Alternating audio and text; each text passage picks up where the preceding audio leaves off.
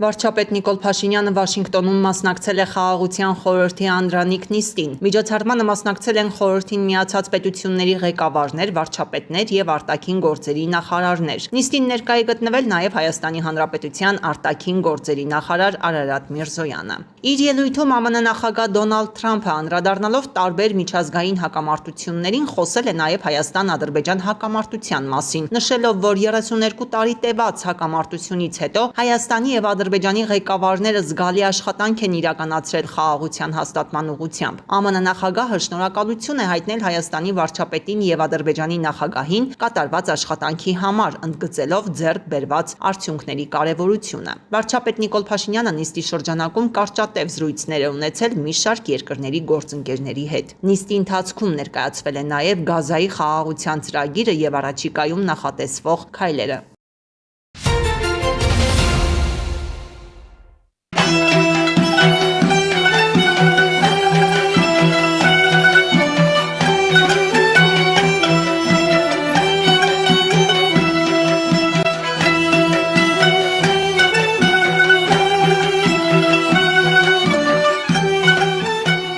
Երևանի Հովհաննես Թումանյանի անվան TV32 հիմնական դպրոցի աշակերտներն են ազգային ժողով են այցելել խորհրդանշական գիրք նվիրելու օրվա կապակցությամբ։ Այսօր գիրք նվիրելու օրն է, եւ մենք եկել ենք ձեզ մեր լավագույն բարեկամին նվիրելու։ Դե որ այդպես է, ես էլ եմ համաձայն, հարգելի պատգամավորներ, այս գիրքը ձեզ մեր կողմից, որ կարդաք ու իմանաք թե ով ինչ է արել, բայց Նազարի պես բախտին չսպասեք, այլ գիտությամբ շենացնենք մեր ազգը։ Անախ հերոս քաշ Նազար, որ մի զարկի ջանքի հազար, վայ հողեմ գլուխը։ Խորհրդարանի գրադարանում թումանյանական հերոսները ջերմ ու անկաշկանդ զրուցել են ազգային ժողովի քաղաքացիական պայմանագիր խմբակցության падգամավորների հետ։ Ձեր կարդացած հեքիաթներից ձեր ամենասիրած հեքիաթը։ Հենց Թումանյանի բոլոր հեքիաթները շատ ուսուցողական են, երբեմն նույնիսկ այս տարիքում ես վերադառնում ու հիշում ու խորհուրդը հասկանում։ Ես հիշում եմ նախորդ տարի էլ նմանատիպ միջոցառում էինք էլի այսօր այստեղ իրականացնում եւ նույն հարցը հնչեց, այս մի տարվա մեջ ինձ համար ամենատպավորիչ գիրքը չի փոխվել։ Լիվինգստոն անունով ճայը Ռիչարդ Բախի ու ձեզ էլ շատ խորհուրդ եմ տալիս, եթե չեք կարդացել այդ գիրքը ու կարծում եմ թե երեխաների համար, թե հասուն մարդկանց համար, տարիքով ավելի ավագ, ինքը շատ մոտիվացնող գիրք է։ Փետրվարի 19-ին ամենայն հայոց բանաստեղծ Հովհաննես Թումանյանի ծննդյան օրը ողջ Հայաստանը նշում է նաև գիրք նվիրելու օրը։ Օրվա խորհրդին համահունչ падգամավորներն աշակերտներին գրքեր են նվիրել։ Երեխաները սովորաբար օրինակների են սպասում եւ մենք պիտի երեխաների համար օրինակ լինենք։ Հետևաբար, եթե մեծահասակները ընթերցում են, եթե մեծահասակները կարևորում են գիրքը, երեխաները եւս դա ընդօրինակում են եւ իրենց կյանքի մի մաս է դառնում։ Տարեստարի նկատում եմ, որ այս օրերին մեծ շարժ կա գրախանութներում, ես ինքս երեխաների հետ հանդիպելուց առաջ մտա գրքեր գնելու եւ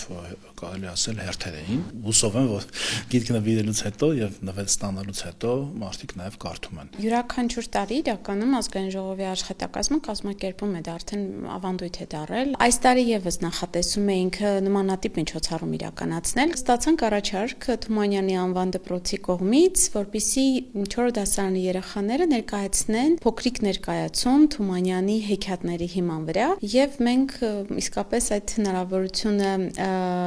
ուզեցինք օգտագործել նաեւ ունենալ նոր ֆորմատ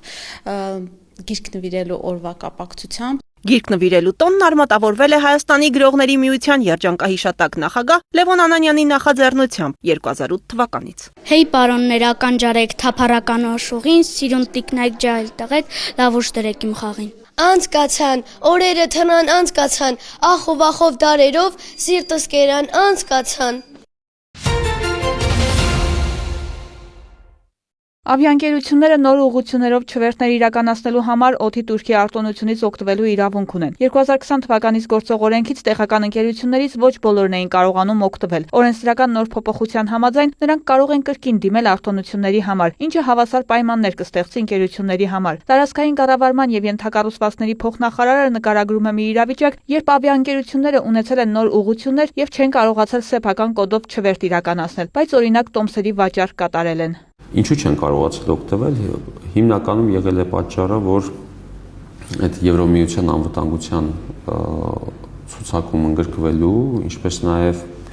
օրինակ կհիշեք 2023 թվականին Թուրքիայի օդային տարածքը հայկական կոդով չվերթ իրականացնող ավիաընկերությունների համար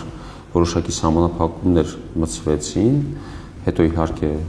այդ խնդիրը լուծվեց։ Այս օրենսդրական փաթեթով առաջարկում ենք հավանության արժանացնել հետևյալ կարգավորումը, որ ինչ-ինչ պատճառներով, երբ որ ընկերությունները չեն կարողացել օգտվել, իրենց հնարավորություն ընձեռենք այդ պահին նոր ուղղություն համարված այդ ուղղություններով չվերթեր իրականացնելու դեպքում այս օրենքը ընդունվելուց հետո կարողանան նորից դիմել օգտվել։ Հայաստանում ներկայում կա օդանավ շահագործողի վկայական ունեցող 4 ավիաընկերություն, որոնք միջազգային չվերթներ են իրականացնում, նշում է Սիմոնյանը։ Եվրոպական ուղղություններով մենք այսօր ունենք մեկ տեղական ընկերություն, որը չվերթեր է այդտեղ իրականացնում, իրենք կարող են օգտվել, ինչպես նաև այլ ընկերություններ, որոնք իրենց կոդով չեն կարողացել չվերթեր իրականացնել նոր ուղղություններով, այսինքն սա վերաբերում է բոլորին, ովքեր այդ խնդրին բախվել են եւ չեն կարողացել օգտվել օդի Թուրքիա արտոնությունից, իրենք կարող են դիմել եւ օգտվել։ Նույն կանոններով 3 տարի ժամկետով մեկ ուղևորի հաշվարկով 10,000 դրամի արտոնությունը կարող են ստանալ, այսինքն իրականացնել չվերթներ վաճառվող տոմսերի համար չներառելով օդի Թուրքի հաշվարկը, պարզաբանում է փոխնախարարը։ Այս կարգավորումը կարող է նոր հնարավորություններ բերել ավիաուղիների համար, ընդլայնել չվացանքը, ավելացնել նոր ուղղություններ։ Անընդհատ փորձում ենք այնպիսի արտոնություններ սահմանենք, որպեսզի հնարավորինս զարգացնենք նոր ուղղությունների աշխատանքը ավիաընկերությունների իրականացրած եւ դրանով նպաստելով նաեւ զբոսաշրջության աճին, որը տնտեսապես մեծ ազդեցություն կունենա նաև բյուջեի վրա, Հայաստանի տնտեսության վրա եւ առհասարակ խաղաղության այս գործընթացում մենք կարծում ենք, որ մենք պետք է անենք հնարավորինս ամեն ինչ, որպեսզի նոր ուղղություններ աշխատեն, որովհետեւ ըստ մեր վերլուծությունների նոր ուղղությունների կարիք անընդհատ է զգացվում եւ պետք է նշեմ, որ նաև բացի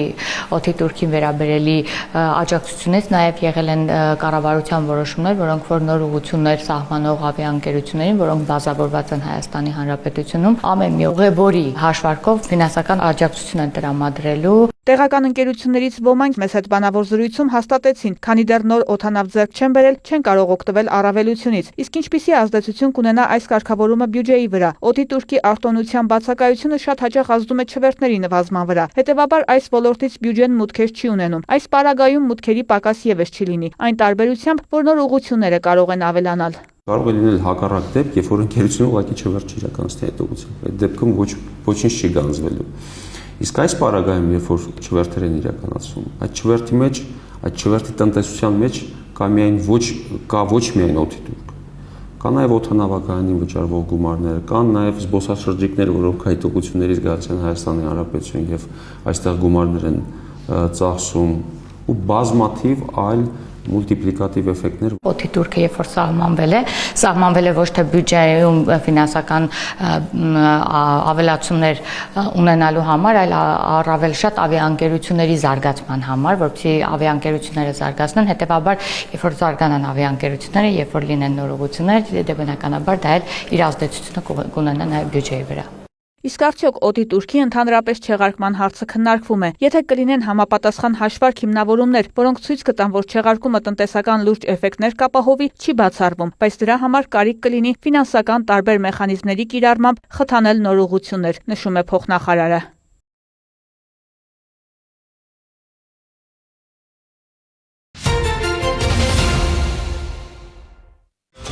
Բաքուն դեռևս մտադիր չէ միանալ Խաղաղության խորհրդի շրջանակում գազային ֆինանսական աջակցության փաթեթին, խորհրդի առաջին նիստից հետո հայտարարել է Ադրբեջանի նախագահի օգնականը։ Ադրբեջանը որպես Խաղաղության խորհրդի հիմնադիր անդամ պետություն աջակցում է կառույցի նպատակներին, սակայն 7 միլիարդի փաթեթին ներգրավված չենք, պարզաբանել է Հիկմեթ Հաջիևը։ Նրա խոսքով ապագայում Բաքուն կարող է քննարկել խորհրդի միջոցով գազայում ներդրումային նախագծերին մասնակցելու հնարավորությունը։ Փետրվարի 19-ին Խաղաղության խորհրդի առաջին նիստում ԱՄՆ նախագահը հայտարարել էր, որ մի քանի երկիր համաձայնել է գազայի վերականգնման համար 7 միլիարդ դոլարի ընդհանուր օգնություն հատկացնել։ Դոնալդ Թրամփը հայտնել էր, որ այդ երկրներն են Ղազախստանը, Ադրբեջանը, Արաբական Միացյալ Էմիրությունները, Մարոկոն, Բահրեյնը, Կատարը, Սաուդյան Արաբիան, Ուզբեկստանը եւ Քուվեյթը։ Donald J. Trump. ԱՄՆ նախագահը խաղաղության խորհրդի առաջին նիստում հայտարարել է, որ Վաշինգտոնը լավ բանակցություններ է վարում Իրանի հետ։ Դոնալդ Թրամփի ձևակերպմամբ վերջին տարիներին պարզ է դարձել, որ Թեհրանի հետ բովանդակային համաձայնագրի հասնելը բարդ է։ Պետք է պայմանավորվենք, հակառակ դեպքում վատ բաներ կպատահեն։ Մեզ անհրաժեշտ է իրական բովանդակային համաձայնագիր, ասել է Սպիտակ տան ղեկավարը։ Նա հավելել է, որ միջուկային հնարավոր գործարքի հետ կապված իրավիճակն ավելի պարզ կդառնա առաջիկա 10 օրվա ընթացքում։ Թրամփը նաև հայտարարել է, որ Իրանին մինչև 15 օր ժամանակ է տվել համաձայնագրի հասնելու համար։ Մենք կհասնենք դրան այս կամ այն կերպ, նախազգուշացրել է ԱՄՆ նախագահը։ Իրանի շուրջ իրավիճակին է անդրադարձել Իսրայելի վարչապետը։ Բենյամին Նեթանյահուն հայտնել է, որ Թրամփին է փոխանցել Վաշինգտոն-Թեհրան բանակցային գործընթացի հետ կապված սկզբունքները։ Պատրաստ ենք ցանկացած սցենարի, եթե Իրանը սխալ թույլ տա եւ հարձակվի մեզ վրա, նրանք այնպիսի արձագանք կստանան, որը նույնիսկ չեն կարող պատկերացնել, ասել է Նեթանյահուն։ ՄԱԿ-ում Իրանի մշտական ներկայացուցիչ Ամիր Սաիդ Իրավանին մտահոգություն է հայտնել, որ Դոնալդ Թրամփի հայտարարությունները վկայում են ռազմական ագրեսիայի վտանգի մասին։ Դրա հետևանքները աղետալի կլինեն տարածաշրջանի համար եւ լուրջ սպառնալիք կդառնան միջազգային խաղաղության ու անվտանգության համար, ընդգծել է պատվիրակը։ Ատոմային էներգիայի միջազգային գործակալության տնօրենն էլ նշել է, որ ԱՄՆ-Իրան տարաձայնությունները պահպանվում են։ Ռաֆայել Գրոսիի խոսքով Վաշինգտոնը պնդում է, որ Թեհրանը դադարեցնի ուրանի հարստացումը, մինչդեռ դա կարմիր գիծ է Իսլամական Հանրապետության համար։ Նա տեղեկացրել է, որ AMG-ի տեսուչներին դեռ հասանելիություն չի տրամադրվել Իրանի միջուկային օբյեկտներին, թեև համապատասխան համաձայնությունը ձեռք է բերվել։ ԱՄՆ նախագահը եւս 1 տարով երկարաձգել է հակառուսական պատժամիջոցները, խոսքը 2014, 18 եւ 22 թվականներին սահմանված պատժամիջոցների մասին է։ Ռուսական իշխանությունների գործողություններն ու քաղաքականությունը շարունակում են արտակարգ սպառնալիքներ կայացնել Միացյալ Նահանգների ազգային անվտանգության եւ արտաքին քաղաքականության համար, նշված է Դոնալդ Թրամփի հրամանագրում, որը ստորագրվել է փետրվարի 18-ին։ Ավելի վաղ Դմիտրի Պեսկովը հայտարարել էր, որ Միացյալ Նահանգների պատժամիջոցները խոչընդոտում են երկկողմ գործակցությանը։ Մենք անօրինակ ենք որակում առևտրատնտեսական սահմանափակումները եւ հետաքրքրված ենք, որ դրանք չեղարկվեն, շեշտել է Կրեմլի խոսնակը, համոզմունք հայտնել, որ դա բխում է եւ Ռուսաստանի եւ Միացյալ Նահանգների շահերից։ Ռուսաստանի նախագահի հատուկ ներկայացուցիչ Կիրիլ Դմիտրիևը կարծիք էր հայտնել, որ Վաշինգտոնը կվերացնի հակառուսական պատժամիջոցները, հաշվի առնելով հնարավոր համատեղ նախագծերը, ինչպես նաեւ ամերիկյան ընկերությունների կրած վնասները։ Ռուսաստանի արտաքին գործերի նախարարն էլ հայտնել էր, որ բացի ռազմաքաղաքական հարցերով բանակցություններից, Ռուսաստանը եւ Միացյալ Նահանգները համաձայնության են եկել տնտեսական աշխատանքային խումբ ստեղծել։ Թուրքական իշխանությունները նախատեսում են առաջիկայում սկսել ավիակիրների տեղական արտադրություն, հայտարարել է Թուրքիայի նախագահը։ Մեր ԱԹՍ-ների, հրթիռների, նավերի, ուղղաթիռների եւ տանկերի միջոցով կարող ենք ինքնուրույն բավարարել մեր կարիքները բազմաթիվ ոլորտներում։ Առաջիկայում այս ցանկին կավելանան մարտական ինքնաթիռներն ու ավիակիրները, մանրամասնել է Ռեջեփ Թայիպ Էրդողանը։ Նրա խոսքով Անկարան շարունակում է զարգացնել երկրի պաշտպանական արդյունաբերությունը եւ նվազեցնել ռազմական արտաքին մատակարարներից կախվածությունը։ Էրդողանը հայտարարել է, որ Թուրքիան մտադիր է նաև վերջնականապես հաղթել ահաբեկչությանը եւ չեզոքացնել դրա սպառնալիքը։ Նա մտահոգություն է հայտնել, որ համաշխարհային քաղաքականությունը վերափոխման փուլում է եւ Թուրքիայի անմիջական հարևանությամբ լարվածության օջախներ կան։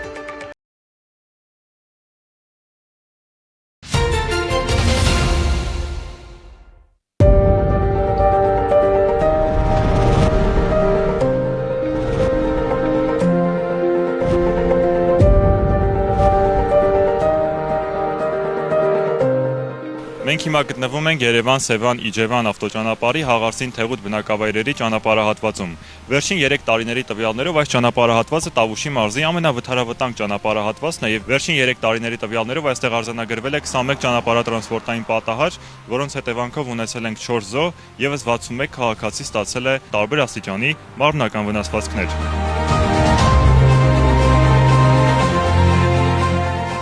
2023 թվականին Տավուշի մարզում գրանցվել է 150 ճանապարհատրանսպորտային պատահար, որոնց հետևանքով զոհվել է 14 մարդ, 246-ը ստացել են մարմնական վնասվածքներ։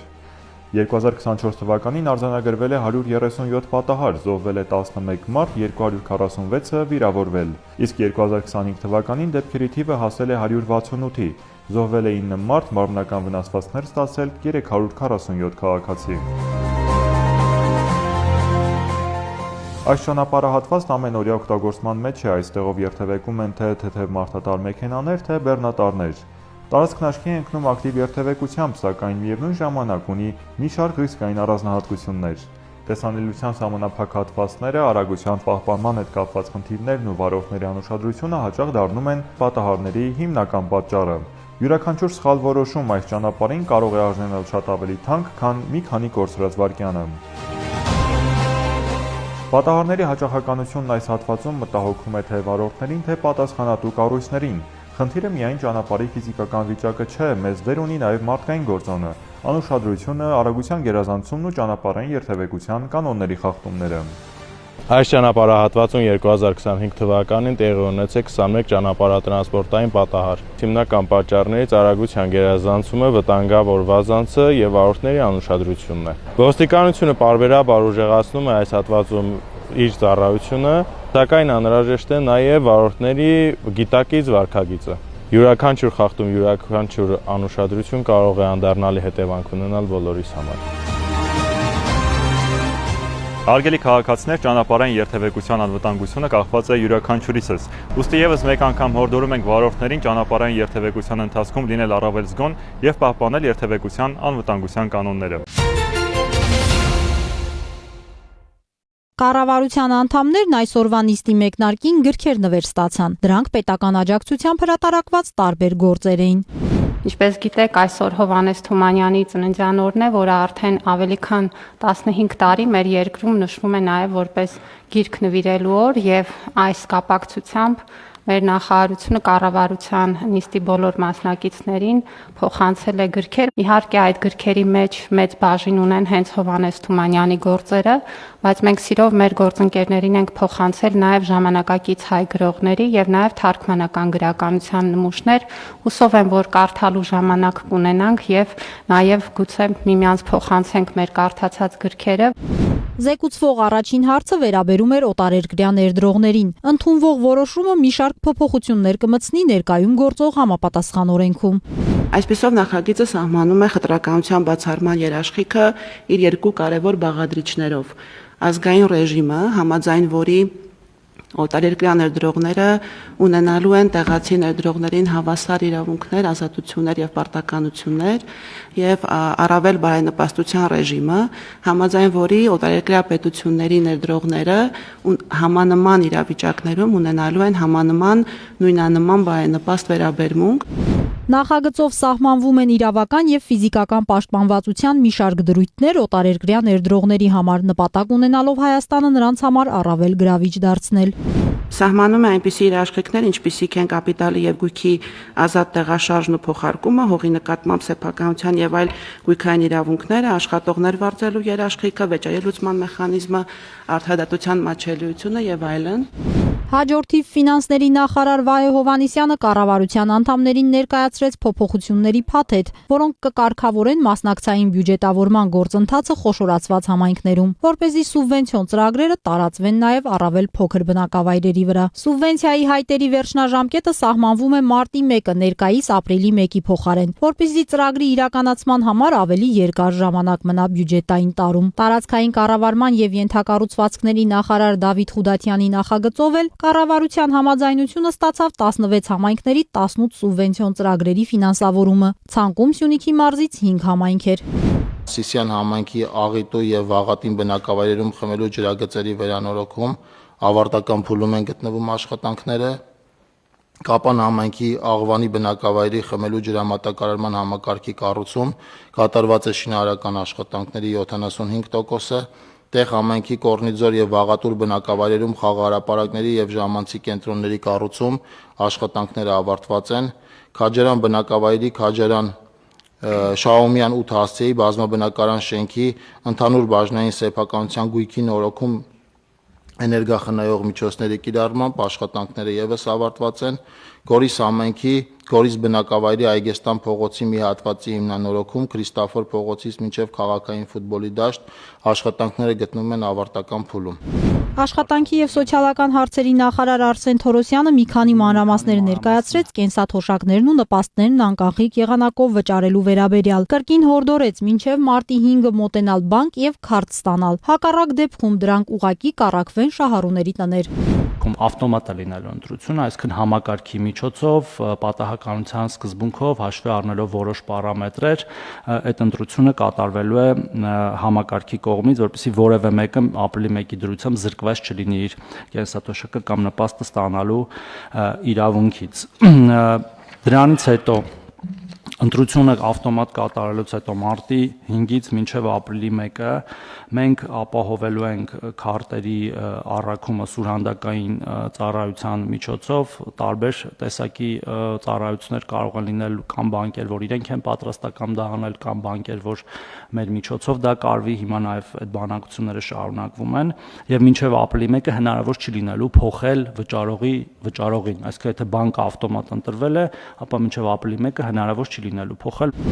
Արսեն Թորոսյանի խոսքով Աշխատանքի եւ սոցիալական հարցերի նախարարությունն արդեն իսկ մշակում է այն քաղաքացիների ցանկը, որոնք քարտ ստանալու համար բանկ չեն հասնի։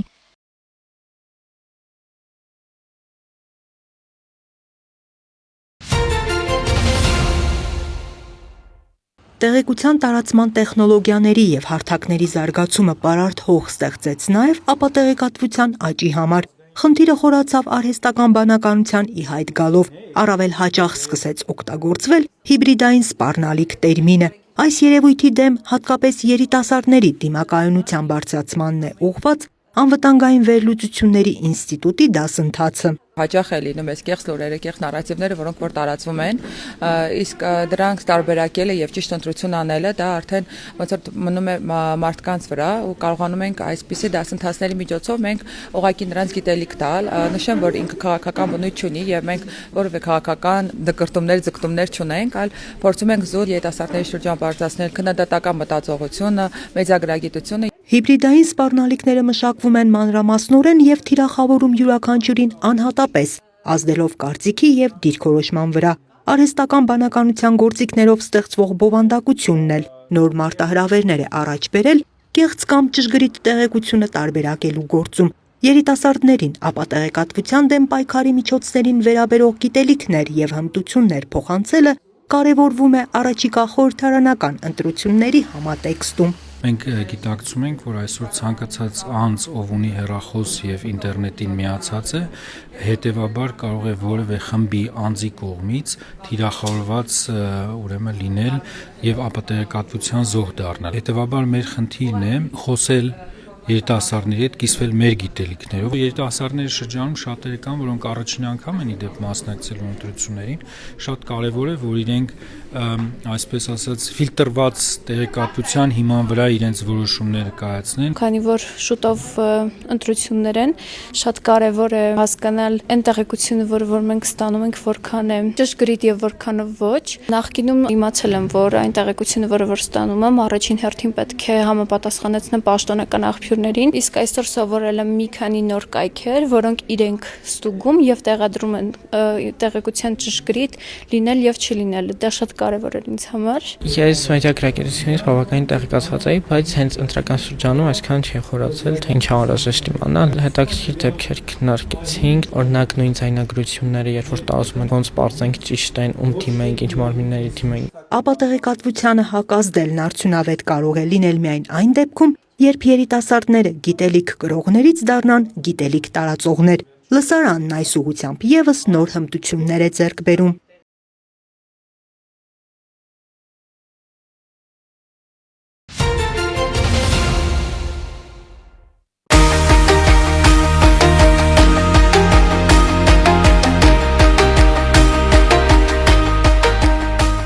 Անմիջական զրույց, հետաքրքիր հարցադրումներ, ակտիվ քննարկում։ Փետրվարի 19-ին ամենայն հայոց բանաստեղծ Հովհաննես Թումանյանի ծննդյան օրը, որը նաև նշվում է որպես գիրք նվիրելու օր, ներքին գործերի նախարար Արփինե Սարգսյանը աշակերտների հրավերով այցելել էր Սերո Խանզադյանի անվան թիվ 184 ավագ դպրոց։ Սովորողները իրենք առաջարկեցին, որ հենց գիրք նվիրելու տոնին հրավիրենք ներքին գործերի նախարարին։ Գուցե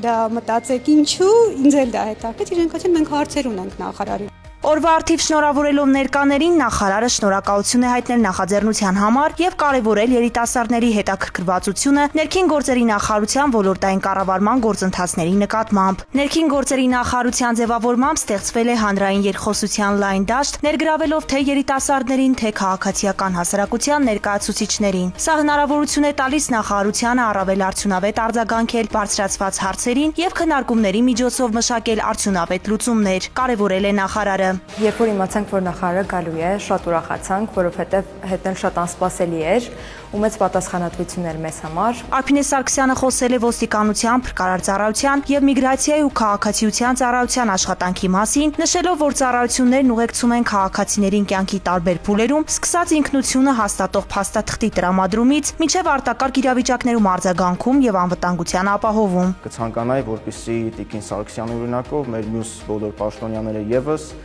նման հանդիպումների հնարավորություններ ընձեռնեն երիտասարդությանը, որպեսզի մոտ ապագայում, երբ մենք արդեն մեծ կյանք մտնենք, ավելի շատ գիտելիքներ ունենանք եւ կարողանանք կիրառել այդ։ Խոսելով հանցավորության կանխարգելման ուղղությամբ գրանցված արդյունքների մասին, նախարար Սարգսյանը նշել է, որ 2025 թվականին հանրապետությունում հանցագործությունների թիվը նվազել է 3.2%-ով։ Անդրադառնալով անչափահասների շրջանում հանցավորության ծավալների վերաբերյալ շրջանառվող բացասական պատկերացումներին, նախարարը ընդգծել է, որ դրանք իրականությանը չեն համապատասխանում։ Արփինե Սարգսյանն արձանագրել է, որ անչափահասների շրջանում խնդիրները բացառիկ են, դրանք չեն բնութագրում բոլորին եւ համընդգրկուն չեն։ Նա նշել է, որ դպրոցներում արկա խնդիրները պետք է բաց ու թափանցիկ կերպով ճիշտ գնահատել եւ լուծել առանց դեպքերի քողարկման։ Այս գործընթացում կարևոր է ծնողների, ուսուցիչների եւ համայնքի ներգրավվածությունը։ Մենք անչափահասներին, երիտասարդներին ընդունում ենք, գնահատում ենք, ոչ թե հաշվի առնելով տարբեր մտածածին քննարկումներ կամ հեղեղուկ ձևակերպումներ, սիրողական գնահատականներ, քաղաքական տարբեր նարատիվներ կլինեն, թե այլ բաներ կլինեն, այլ հաշվի ենք առնում ձեզ բնութագրող տարբեր հատկանիշներ։ Ինչպես եք դուք ծավալում ձեր վարքագիծը դպրոցում, ընտանիքում, այլ պայմաններում։ Եվ ես վստահ եմ, որ հաշվի առնելով նաև այս կազմը, մեր հանրապետությունում բոլոր դպրոցներում մենք ունենք փայլուն աշակերտներ, որոնք որ շատ հստակ ունեն հստակ ընդգծված ուղի, այդ ուղիով գնում են առաջ եւ իրականացնում են իրենց առջեւ դրված նպատակները։ Եվ ուզում եմ նաեւ գիտակցենք, որ իրականում դուք հիմա հատկապես այն տարիքում եք գտնվում, երբ որ սկսում են արդեն ձեր կայացրած որոշումներն ավելի մեծ կշիռ ունենալ։ Եվ հետեւաբար ձեր կայացրած որոշումները ավելի մեծ կշիռ ապահովելով նկարագրում են, թե դուք ինչպիսի սերունդ եք Հայաստանի Հանրապետությունում։ Նախարարն ընդգծել է, որ երիտասարդությունն ունի մեծ ներուժ, անհրաժեշտ է նրանց ուղղորդել զարգացման հնարավորություններ ընձեռելով։ Յուրաքանչյուր երիտասարդի վարքագիծ պետք է ձևավորվի ծնողների, դպրոցի եւ ուսուցիչների մշտական աջակցությամբ։ Ցանկանում եմ շնորհակալություն հայտնել Տիկին նախարարին այս անկեղծ հարց ու պատասխանը ունենալու համար աշակերտների հետ։ Ունեցանք շատ արդյունավետ եւ դրական հարց ու պատասխան, քննարկվեցին աշակերտների կողմից շատ հետաքրքիր հարցեր։ Արփինե Սարգսյանը հորդորել է երիտասարդներին կենտրոնանալ գիտելիքի եւ պատասխանատու վարքագծի վրա, ունենալ հստակ նպատակներ եւ հետեւողականորեն շարժվել դրանց իրականացման ուղղությամբ։ Նա վստահություն է հայտնել, որ ներկաներից յուրաքանչյուրը միայն որակյալ կրթությամբ կարող է կերտել իր ապագան, իսկ արկա խնդիրները եւ խոչընդոտները լուծելի են պատասխանատու շրջանակի ակտիվ համագործակցությամբ։ Ծավալվել է ակտիվ քննարկում, որի շրջանակում երիտասարդները բարձրաձայնել են իրենց ուզող հարցերը։ Թեմաները բազմազան էին՝ բուլինգ, կիբերանվտանգություն, կոռուպցիա, արհեստական բանականության մարտահրավերներ եւ այլն։ Վստահ եմ երեխաները, սովորողները ստացան իրենց հարցերի պատասխանները լիարժեք։ Մի բան է լավել, որտեվ Տիկին Սարգսյանը բավականին լայն մտքերով պատասխանում էր հարցերին։ Ավարտին օրվա խորհրդին համահունչ ներքին գործերի նախարարը աշակերտներին նվիրել եւ ստացել է գրքեր։